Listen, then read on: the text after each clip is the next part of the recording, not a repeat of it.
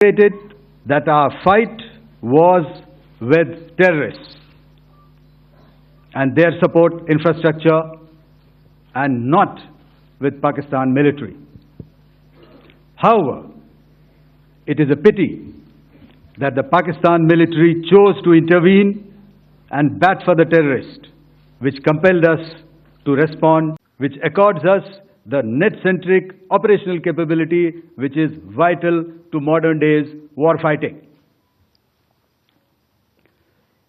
While much has been said and written about the newer systems, I would like to place on record the performance and efficacy demonstrated by even the older battle-proven AD systems like the Pechora, the OSA AK and the LLAD guns in countering the Pakistani threat vectors in the current operations. They were all modern generations, but these battle-proven systems stood the test of time and took them on head-on.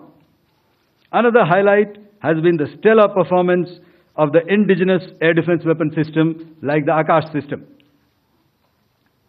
Here, ladies and gentlemen, I would like to mention that putting together and operationalization of this potent AD environment has been possible over the last decade due to unwavering budgetary and policy support provided by the Government of India in acquiring state-of-the-art equipment and weapon systems.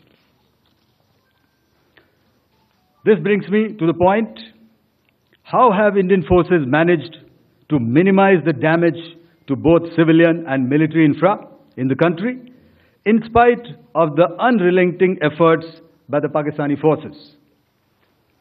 Most of you and the majority populace within the country have had a lot to say about the layered and integrated air defense systems put in place by the Indian Armed Forces, which includes the assets of the Indian Army, the Indian Navy, in addition to the primary air defense assets of the Indian Air Force. As you all are well aware, this robust AD system comprises of a large variety of multi-layered AD sensors and weapon systems, from point defense weapons like the low-level air defense guns, shoulder-fired man-pads, and short-range surface-to-air missiles or SAMs, to area defense weapons like the air defense fighters and longer-range surface-to-air missiles within our inventory. Additionally, the numerous waves of drones and unmanned combat aerial vehicles employed by Pakistan were also thwarted by the indigenously developed soft and hard kill counter-US systems and the well-trained Indian air defense personnel. Yesterday, I had already shared some details about the targets engaged by the Indian Air Force. The composite picture of the Indian Air Force targeting so far is now shown on the screen. As you can see, we have targeted the length and breadth of the adversary.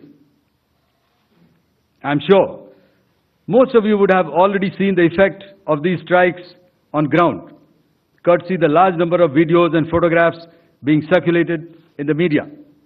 A few representative examples from the open source are now being shown to you on the screen. In fact, two of them. This is the strike on the Noor Khan Air Base. And you can see the effect. I'm sure most of you have seen the video. I have also picked it up from your sources only.